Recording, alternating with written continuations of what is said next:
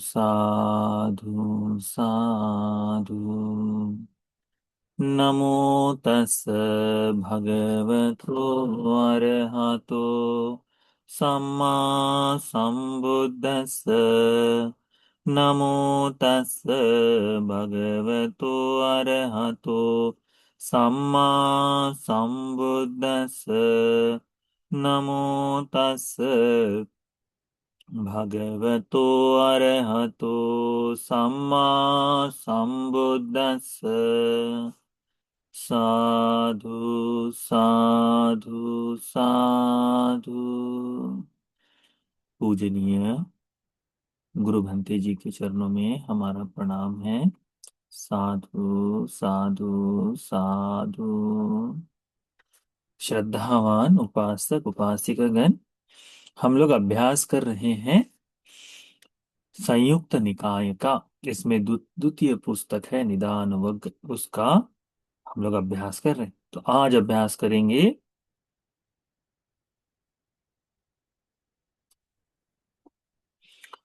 सातवें महावग्ग का 9वां सूत्र, उपयंती सूत्र। उपयंती मतलब भरकर बहने वाला जो है, इसके बारे में उपदेशित सूत्र का उपदेश। ठीक है। भगवान बुद्ध जी ने एक बड़ा सरल सुंदर ऐसा उपदेश दिया है जो हमको समझना चाहिए, हमको हमारे मन में धारण करना चाहिए। एवं में सुतंग, ऐसा मैंने एक बार सुना। एकं समयं भगवा सावत्यं विहरति जेतवने अनाथ पिंडिक आरह में। एक समय हमारे शास्त्रा भगवान बुद्ध जी श्रावस्ती के अनाथ पिंडिक द्वारा दिए गए जेतवन आश्रम में विहार कर रहे थे। तत्र को भगवा भिक्षु आमंत्रित से, तब भगवान ने भिक्षु को आमंत्रित किया और भगवान ने इस तरह से धर्म का उपदेश दिया है भिक्षु को। क्या कहते हैं भगवान? महासमुद्रो भिक्खवे उपयंतो। भिक्षु, जब महासमुद्र भरता है ना, तो महानदियों उपयापेति, तब महानदियों को भी वह भरते हुए दिखाई देता है ना।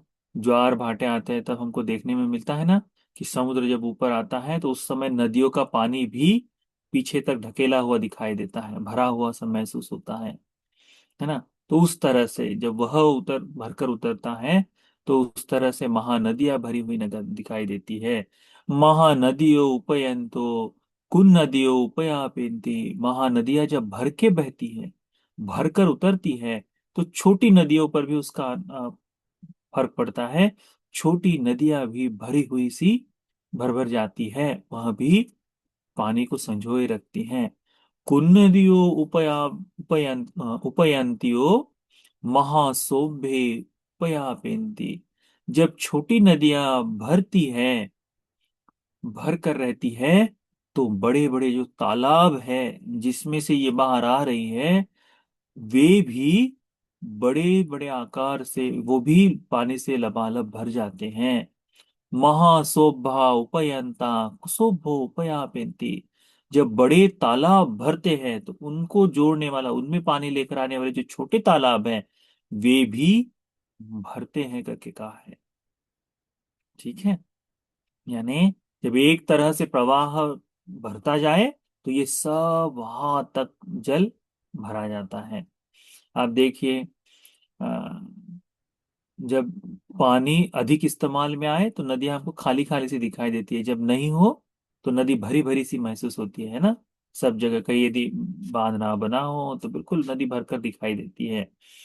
तो भगवान कहते हैं इस तरह से वो भरी जाती है। एवं एव को भिक्खवे, इसी प्रकार से भिक्षु अविद्या उपयंती संखारे उपयापेति। जब अविद्या भर जाए, अविद्या लबालब भर जाए, तो वह संस्कार को जन्म देती है, संस्कार को भर कर बहाती है। संखारा उपयंता विज्ञान उपयंती। संस्कार जैसे भरे हो जाए तो विज्ञान भी भरकर आता है। विज्ञान उपयंता नाम रूपं उपयापेति। जब विज्ञान भी आए तो उसके साथ साथ नाम रूप भी आता है। नाम रूपयं उपयंतं सलायतनं उपयापेति। जब नाम रूप इस लोक में अस्तित्व में आता है तो फिर वह छह आयतनों को भी जन्म देता है। छह सलायतनं उपयंतं फस्सं उपयापेति।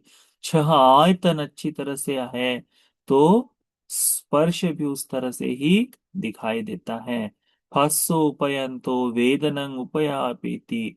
जब स्पर्श भरा हुआ है, स्पर्श भी आ रहा है, तो क्या होता है, वेदनाएं भी उतनी ही प्रकट होते जाती है, उतनी ही दिखाई देती है।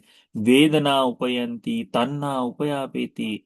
अविद्या से ग्रसित होने के कारण क्या क्या होता है, अविद्या का प्रभाव अधिक हो तो उस कारण से ये वेदनाएं और तन्हाएं भी अधिक तौर पर भरकर बहती है। अब जैसे राजा बिंबिसार हो जाए या प्रसेनजीत हो जाए, भगवान के समय में उनको किसी एक व्यक्ति ने बता दिया था कि तुमको ये स्वप्न जो है, तुम्हारे जीवन में आने वाली ये बाधा है, इनको दूर करना है तो हजारों पशुओं की बलि देनी पड़ेगी। तो इस अविद्या के कारण क्या हुआ, हजारों पशुओं की बलि देने के लिए लोग तैयार हो गए। आज भी होता है ना, चाहे कहे न कहे, हजारों पशुओं की बलि देने के लिए कि भाई तुम्हारे घर की दुविधा को दूर करना है तो ये बकरा या ये मुर्गा है, ये पंछी है, ये कोई जीव है, यही दूर कर सकता है, ये गाय ये बैल ये दूर कर सकता है, इनको मार। तो अविद्या के भरकर बहने से क्या होता है, ये भी तृष्णा भी ये भरकर बहती है उसी तरह से। तन्ना वेदना कहते हैं तन्ना उपयंती उपादानं उपयापेति। जैसे जैसे तन्ना भरकर बहती है वैसे वैसे उपादान भी पुष्ट होते जाते हैं, भरकर बहते हैं। उपादानं उपयंतं, उपादान भर जाए तो भव भव उपयापेति, भव भी वैसा ही बनता है। भवो उपयंतो जातिं उपयापेति। भव के उत्पत्ति से जन्म भी उसी प्रकार से होता है। जाति उपयंती जरा मरणं उपयापेति। जन्म के होने से जरा मरण ये भी इसी प्रकार से भरकर बहता है। तो जिस प्रकार से ये महासमुद्र भरा जाए वैसे ही ये अविद्या के भरने से इस प्रकार से ये जन्म जरा मरण का चक्र दीर्घ काल तक चलते रहता है, दीर्घकाल तक चलते रहता है। हमने देखा है ना, काली यक्षिणी की कहानी धम्मपद में आती है, नहीं वेरे न वेर आने वाले। कब से शुरुआत हुई इनकी, एक अविद्या के कारण कि मैं उसको उसको उसको बच्चे होने के कारण अधिक प्रेम मिल रहा है, उसका सम्मान हो रहा है, नहीं होगा तो नष्ट करो, और वह उसको मारती है, फिर दूसरे जन्म में वो उसे उसे मारती है। इस तरह से एक दूसरे का विनाश करते हुए दीर्घ काल तक जन्म लेकर दुख भोगते हुए जाते हैं। क्यों, अविद्या के प्रभाव से। अविद्या जैसे जैसे परिपक्व होते जाए, जैसे जैसे बढ़ती है वैसे वैसे ये सारा का सारा भाव भरकर बहता है करके भगवान कहते हैं। ठीक है, इसी के विरुद्ध, इसी के विपरीत भगवान कहते हैं, महासमुद्रो भिक्खवे अपयंतो महानदियों अपयापेति। जैसे जैसे महासमुद्र रिक्त होते जाता है वैसे वैसे महानदियां भी खाली होती दिखाई देती है, उसमें भरते हुए दिखाई देती है। महानदियों अपयंतियो कुन नदियों अपयापेंति। महानदियों का जल जो है कम होते जाए तो फिर छोटी नदियां है वो भी घटते हुए दिखाई देती है। कुन नदियों अपयंतो महासोम्भे अपयापेंति। बहा छोटी छोटी नदियां जब सूखी नजर आए तो क्या होता है, जैसे उसका जल कम हो जाए तो क्या होता है, तालाब भी सूखते हुए नजर आते हैं। महासोभो अपयंता कुसोभे अपयापेंति। बड़े तालाब हो तो छोटे तालाब भी, अभी देखो ना, वर्तमान में देखा जाए हमारे आसपास नदियों की कैसी स्थिति है।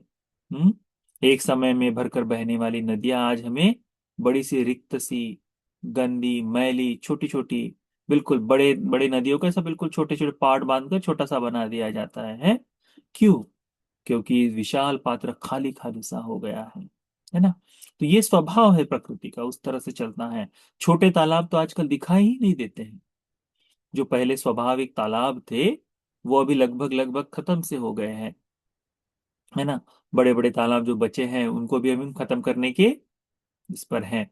तो आ, इस तरह से भगवान कहते हैं कि वो छोटे तालाब भी समाप्त से होते दिखते कर कुसुम में अपयापयंती, छोटे हो जाते हैं वो भी, उनका भी जल रिक्त सा हो जाता है। इसी प्रकार भिक्षुओं अविद्या अपयंती संखारे अपयापेति, अविद्या के नष्ट होने से, अविद्या के घटने से संस्कार भी घट जाते हैं। संखार अपयंता विज्ञान अपयंती अपयापेंती, संस्कार के घटने से विज्ञान भी घट जाता है। विज्ञानंग अपयंतं नाम रूपंग अपयापेति, विज्ञान के घट जाने से नाम रूप भी घट जाता है। नाम रूपंग अपयंतं सलायतनंग अपयापेति, नाम रूप के कम होने से सलायतन भी कम हो जाते हैं। सलायतनंग अपयंतं फस अपयापेति, सलायतनी न हो तो स्पर्श नहीं होगा, तो उनके घटने से स्पर्श भी घट जाता है। अब पस्सो अपयंतो वेदनंग अपयापेति,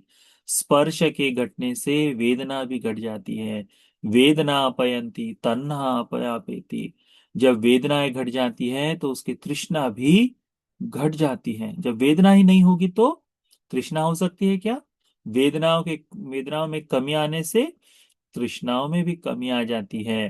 तन्ना अपयंती उपादान अपयापेति, तृष्णाएं जब कम हो जाए तो उत्पत्ति के हेतु होने वाले उपादान वे भी कम हो जाते हैं। उपादान अपयंतं भवं अपयापेति, जब उपादान उपादान घटते हैं तो भव भी घट जाता है। भवो अपयंतो जातिं अपयापेति, भव जब घट जाए तो जन्म भी घट जाता है, जन्म भी रुक जाता है। जाति अपयंती जरा मरणं अपयापेति, जन्म घट जाए, जन्म कम हो जाए तो जरा मरण का ये जो चक्र है ये भी घट जाता है करके भगवान भिक्षुओं को बताते हैं। तो धर्म को हमने इसी तरह से बढ़ते और उतरते देखना चाहिए।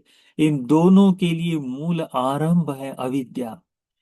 अविद्या यदि बढ़ती है तो हमारा, अविद्या के बढ़ने से हमारा दुख ही बढ़ रहा है, इसको ध्यान में रखो। अविद्या यदि घट जाए तो हमारी दुख ही घट रहा है करके इसको हमें सीखना चाहिए, जानना चाहिए। तो इस उपयंती सूत्र को अच्छी तरह से ध्यान में रखो।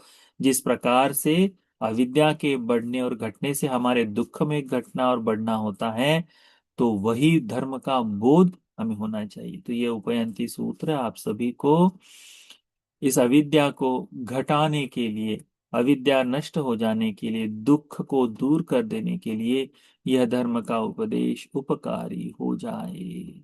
साधु साधु साधु।